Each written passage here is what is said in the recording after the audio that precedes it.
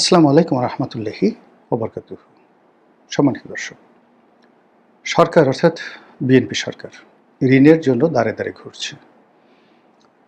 যত অর্থনীতিবিদ আছেন এবং অর্থ সংক্রান্ত যে সকল পত্রপত্রিকা রয়েছেন এবং দেশ বিদেশের যারা এই সরকারের অর্থনৈতিক বিষয়াদি নিয়ে আলাপ আলোচনা করেন, বিচার করেন, বিশ্লেষণ করেন, তারা সবাই এক বাক্যে বলছে যে এই সরকারের প্রথম, প্রধান এবং শেষ অথবা একমাত্র বিপদ হলো অর্থনৈতিক বিপদ এবং বিপত্তি।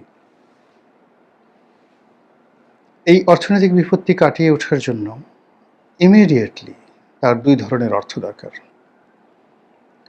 একটি অর্থ হলো অভ্যন্তরীণ যে উৎস রয়েছে সেই উৎস থেকে টাকার মান বজায় রাখার জন্য বা টাকার মানকে ধরে রাখার জন্য অভ্যন্তরীণ উৎস থেকে টাকা দরকার।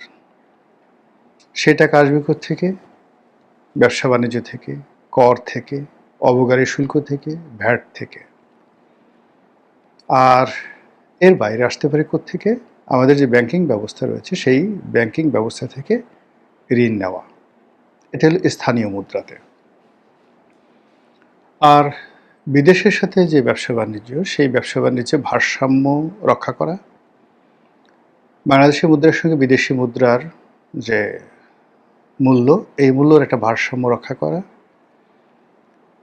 আমরা বিভিন্ন সময় বিদেশ থেকে যে ঋণ নিয়েছি তার পরিমাণ এখন সম্ভবত 1,00,000 মানে 25,000 কোটি ডলার, মানে 125 বিলিয়ন মার্কিন ডলার। তো এই 125 বিলিয়ন মার্কিন ডলারের যে ঋণ, এটার কিস্তি পরিশোধ করা, এটার সুদ পরিশোধ করা, এজন্য আমাদের আসলে বৈদেশিক মুদ্রা দরকার। এখন সেই বৈদেশিক মুদ্রা কোনো অবস্থাতেই এখন 35 বিলিয়ন বা 30 বিলিয়ন ডলার আছে, এটা সমস্যা না। সমস্যা হলো এই ট্রানজ্যাকশনটা নিয়মিত হওয়া দরকার। সেই নিয়মিত হওয়ার জন্য যেমন ধরুন গার্মেন্টস আমরা এক্সপোর্ট করছি, তো সেই এক্সপোর্ট দিয়ে আমাকে আবার লোকালি ধরুন একটা গার্মেন্টস 100 কোটি ডলারের এক্সপোর্ট করেছে। এখন এই 100 কোটি ডলারের সমপরিমাণ বাংলা টাকা আমাকে তাকে দিয়ে দিতে হচ্ছে। আবার এই সমপরিমাণ টাকা যেগুলো সে বিদেশ থেকে এলসির মাধ্যমে পণ্য আমদানি করেছে সেটার পরিশোধ করতে হচ্ছে। ফলে এখান থেকে আসলে তার যে লাভ, সেটা বৈদেশিক মুদ্রায় লাভ নয়, এটা ট্যাক্স, ভ্যাট, এআইটি এই সংক্রান্ত যে আয় করেছে সেই আয়টা স্থানীয় মুদ্রায় কাউন্ট হবে, বৈদেশিক মুদ্রায় কাউন্ট হবে না। স্থানীয় বাজার থেকে বৈদেশিক মুদ্রা কিনে নিয়ে ব্যাংক রিজার্ভ করে, কিন্তু এটা একটা জটিল বিষয় যেটা এখানে বলতে গেলে আরও সময় দরকার হবে। 2 নম্বর হলো যে এই বিদেশ থেকে আমাদের যে ফরেন কারেন্সি আসছে, রেমিটেন্স আসছে, এখন ধরুন মাসে 2 বিলিয়ন ডলার এলো, বছরে 25 বিলিয়ন বা 30 বিলিয়ন ডলার এলো। এটা বাংলাদেশ ব্যাংক এটা রেখে এটা সমপরিমাণ অর্থ সে করে কি সেন্ট্রাল ব্যাংক থেকে বা শিডিউল ব্যাংক থেকে যাদের নামে এই টাকা পাঠানো হয় তাদের অ্যাকাউন্টে ট্রান্সফার করে। আচ্ছা, তো এই টাকাগুলো দিয়ে সে করে কি ব্যালেন্স অফ পেমেন্ট করতে পারে। কিন্তু যেই জায়গাগুলোতে ভর্তুকি দেওয়া দরকার হয়, যেমন ডিজেলে ভর্তুকি দেওয়া হচ্ছে, সারে ভর্তুকি দেওয়া হচ্ছে, কৃষিতে ভর্তুকি দেওয়া হচ্ছে, এরকম আরও অনেক ভর্তুকি দেওয়া হয়, এই ক্ষেত্রে বিদেশি মুদ্রার দরকার হয়। আর যেগুলোতে মানে যে সকল ভর্তুকির সাথে আসলে বিদেশি মুদ্রা জড়িত, তো ওখানে কি হচ্ছে ব্যালেন্স অফ পেমেন্টে ওখানে যে একটা ডেপ্রিসিয়েশন থাকে, অভাব থাকে, সেই অভাবটা পূর্ণ করার জন্য আমাদের এখানে কি করতে হয়, এই যে রেমিটেন্স আসছে, এক্সপোর্টের যে যাকে বলা হয় আমাদের লাভ হচ্ছে, তারপর বিদেশ থেকে যে লোন পাচ্ছি, এগুলোর মাধ্যমে একটা ফান্ড তৈরি করতে হয়, যে ফান্ড দিয়ে মূলত আমাদের এই যে ব্যালেন্স অফ পেমেন্ট বিদেশি মুদ্রা থেকে স্থানীয় মুদ্রা আর বিদেশি মুদ্রার যে সকল পণ্য এবং সেবাতে আমাদের ভর্তুকি দিতে হচ্ছে, সেইগুলোতে ব্যালেন্স অফ পেমেন্ট করতে হয়। তো সেই সকল ব্যালেন্স অফ পেমেন্ট করতে গিয়ে এই মুহূর্তে ডলারের মারাত্মক ক্রাইসিস, আর স্থানীয় মুদ্রার ক্রাইসিস আরও বেশি। এখন সরকার এই পরিস্থিতি সামাল দেওয়ার জন্য যদি ঘন ঘন মুদ্রা ছাপায়, টাকার মূল্য এমন পর্যায়ে চলে আসবে যে 1 কেজি চালের জন্য হয়তো আপনাকে 1 কেজি টাকা দেওয়া লাগতে পারে। এরকম বহু ঘটনা, জার্মানিতে এই ঘটনা ঘটেছে। প্রথম মহাযুদ্ধের পরে জার্মানির যে মুদ্রা, জার্মানির মুদ্রা, এটার মূল্য এমন পর্যায়ে কমে গেল যে পণ্যের বিনিময়ে ওজন করে টাকা দেওয়া হতো। এরকম একটা অবস্থা তৈরি হয়েছিল। সেই অবস্থা কিন্তু এখন বাংলাদেশে যে হবে না, এ কথা বলা যাচ্ছে না। তো এই যে পরিস্থিতি, এই পরিস্থিতির জন্য আপনি যাকেই দায়ী করেন, মানে আওয়ামী লীগকে তো অবশ্যই দায়ী করতে হবে, বিকজ 17 বছর ধরে তারা এই অর্থনীতিটা চালিয়ে আসছিল। এবং সেই সময়টিতে অর্থনীতির যে কয়েকটি সূচক, সেই সূচকগুলো ফলিয়ে ফাঁপিয়ে দেখা হতো, যেমন জিডিপি। তো জিডিপিতে তারা প্রচুর পরিমাণ হাঙ্কি পাঙ্কি যেটিকে বলা হয়, গোঁজামিল দিত। তারপর তাদের যে বৈদেশিক মুদ্রার রিজার্ভ, এখানেও প্রায় $10 বিলিয়ন হিসাবের গরমিল ছিল, এবং এটা এখনও পর্যন্ত সরকার টেনে যাচ্ছে টিল নাও। এখন সরকার বলছে 35 বিলিয়ন বা 33 বিলিয়ন ডলার আছে আকুর পরিশোধ করার পর, কিন্তু যদি ওই $10 বিলিয়ন বাদ দেয় তাহলে আইএমএফের হিসাব অনুযায়ী $22 বিলিয়ন বা $21 বিলিয়ন থাকে রিজার্ভ। এ গেল দুটো। 3 নম্বর হলো যে এই জাতীয় বাজেট, সরকারকে বাহাদুরি দেখানোর জন্য বিশাল একটা বাজেট তৈরি করা হতো, এবং এই বছর সেই বাজেটটা আরও সীমা অতিক্রম করে 9 লক্ষ কোটি টাকার একটি বাজেট প্রণয়ন করা হবে। এখন এই 9 লক্ষ কোটি টাকা সরকার কোত্থেকে আনবে? তাদের ঋণ করে বিদেশ থেকে আনতে হবে একটি অংশ, ট্যাক্স কালেকশন করতে হবে আরেকটি অংশ, আর স্থানীয় ব্যাংক থেকে লোন নিতে হবে, এবং কেন্দ্রীয় ব্যাংক সেই বিভিন্ন রকম বন্ড ছেড়ে সরকারকে কিছু টাকা ঋণ দেবে। কিন্তু যেভাবেই হোক না কেন, আপনি গত অর্থ বছরে ট্যাক্স, ভ্যাট মানে আয়কর, ভ্যাট এবং অবকারী এবং শুল্ক, এই 4টি ক্ষেত্রে আসলে কত ইনকাম করা হয়েছে, সব মিলিয়ে সরকারের যে টার্গেট ছিল ধরুন আনুমানিক 4 লক্ষ কোটি টাকা, এটার বিপরীতে 1.25 লক্ষ কোটি টাকা কম আদায় হয়েছে। এই বছর যে লক্ষ্যমাত্রা যদি 5 লক্ষ কোটি টাকা দেওয়া হয়, তো যেখানে 4 লক্ষ কোটি টাকা লক্ষ্যমাত্রা অর্জন না করে যেখানে 125 কোটি টাকা, 1,25,000 কোটি টাকা কম আদায় হয়েছে, সেক্ষেত্রে চলমান অর্থ বছরে যে অর্থনৈতিক মন্দা, শিল্প কলকারখানা যেভাবে বন্ধ হয়ে গেছে, আয়কর যেভাবে একেবারে কমে গেছে, সরকার প্রাণান্ত চেষ্টা করবে গ্রামে গঞ্জে ছড়িয়ে পড়ার জন্য, ওখানে হাহাকার তৈরি হয়ে যাবে। গ্রামে হয়তো কেউ একটা মুদির দোকান দিচ্ছে, তো তার কাছে গিয়ে আয়করের লোক দাঁড়ালো, এত লোক বলতো নাই। এখন উপজেলাতে, একটা উপজেলাতে কয়জন লোককে আপনি খুঁজে পাবেন? তারপরে একটি জেলাতে কয়জন লোককে আপনি খুঁজে পাবেন, যেখানে মুদির দোকান পর্যন্ত গিয়ে আপনি সেই আয়করের ভিত্তি, ধরুন আপনি আরও 10 লাখ লোককে আনলেন আয়করের আওতায়, এবং গড়ে 5,000 টাকা করে আপনি নিলেন, কত টাকা আপনি পেলেন বলেন? এতে করে হয় না। মূল যেটা হয় সেটা হলো কর্পোরেট ট্যাক্স, ব্যবসা বাণিজ্যের আয় বৃদ্ধি, ব্যাংক, বিমা থেকে শুরু করে মানুষের ট্রানজ্যাকশন, অর্থনৈতিক কর্মকাণ্ড, মানে এইগুলো দিয়ে আপনাকে আসলে অর্থনীতির যে প্রবাহটা, এটি আপনাকে চালু রাখতে হবে।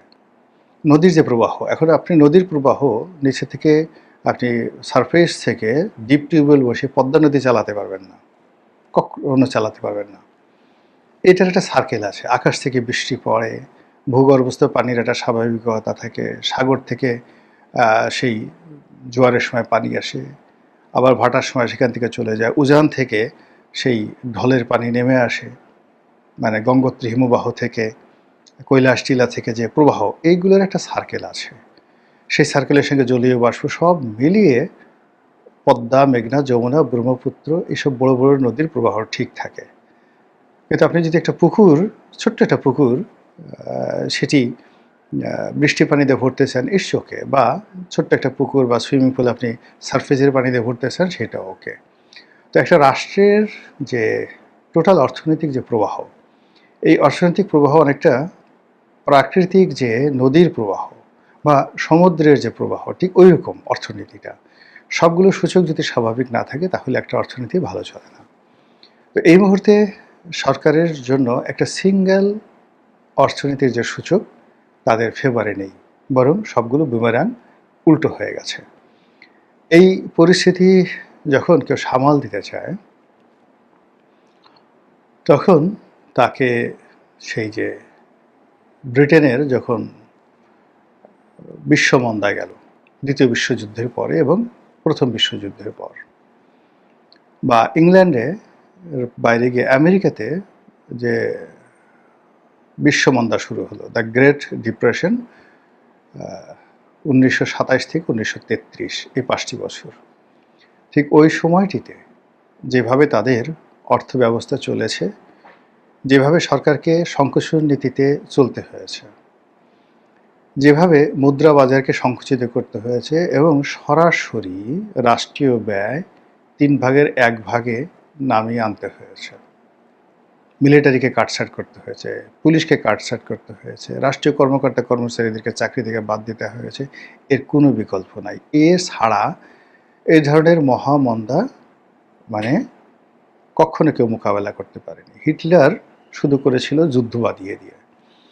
হিটলার যেটা করতো সেটা হলো অন্য দেশগুলো দখল করত, তারপর সেখানকার ট্রেজারি চুরি করে তারপর শেষে পরিস্থিতি সে সামাল দিয়েছিল। একই অবস্থা কিন্তু নেপোলিয়ন বোনাপার্ট করেছিলেন। অর্থাৎ একটা দেউলিয়া রাষ্ট্র ফ্রান্স রেভলিউশনের পরে প্রায় 12 বছর এটা কন্টিনিউয়াসলি দেউলিয়া হতে থাকলো। এই অবস্থায় নেপোলিয়ন যখন ক্ষমতা এলেন তিনি দেখলেন যে কোনো অবস্থাতেই তিনিও ক্ষমতা থাকতে পারবেন না এবং কোনো অবস্থাতেই তার যে রাষ্ট্রীয় কোষাগার এটি পূর্ণ করতে পারবে না, কাউকে বেতন দিতে পারবেন না এবং তাকে ক্ষমতা ছেড়ে যেতে হবে। এই জন্য তিনি যে কাজটি করলেন, তিনি যুদ্ধ বাঁধিয়ে দিলেন এবং সে একটার পর একটা যুদ্ধ, এবং সেই যুদ্ধ বাঁধিয়ে বিভিন্ন দেশ থেকে সে টাকা লুট করে তারপর ফ্রান্সের অর্থনীতি তিনি ঠিক করলেন।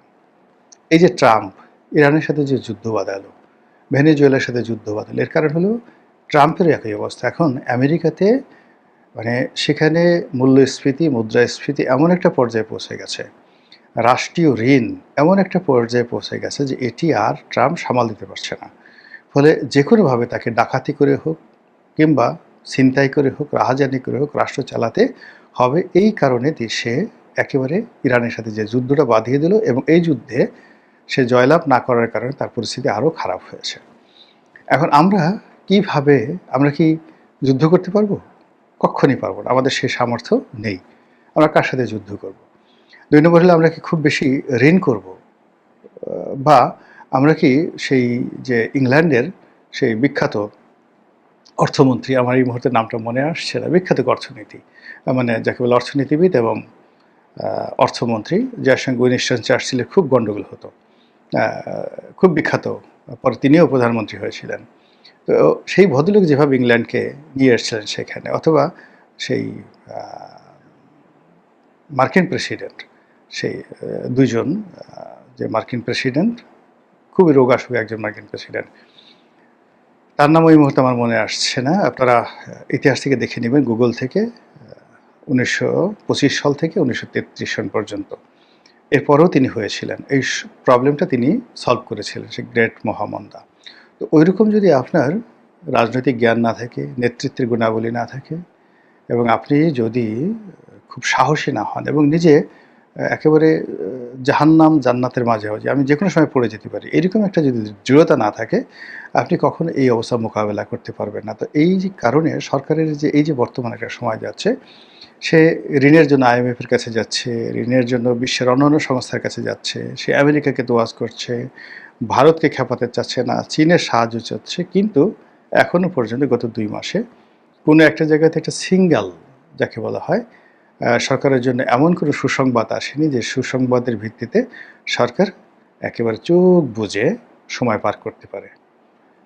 আমরা সুখে থাকতে চাই, শান্তিতে থাকতে চাই, আমাদের দেশটা ভালো চলুক।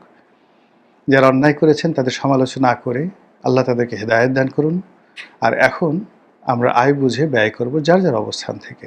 এই রাষ্ট্রকে আমরা সাহায্য করব, সহযোগিতা করব সবাই, জ্ঞান দ্বারা, বুদ্ধির দ্বারা, কিন্তু রাষ্ট্রের যেন ক্ষতি না হয় এই কাজ আমরা কখনোই করব না। আল্লাহ বর্তমান যারা রাষ্ট্র চালাচ্ছেন তাদেরকে হিদায়াত দান করুন। আসসালামু আলাইকুম ওয়া রাহমাতুল্লাহি ওয়া বারাকাতুহু।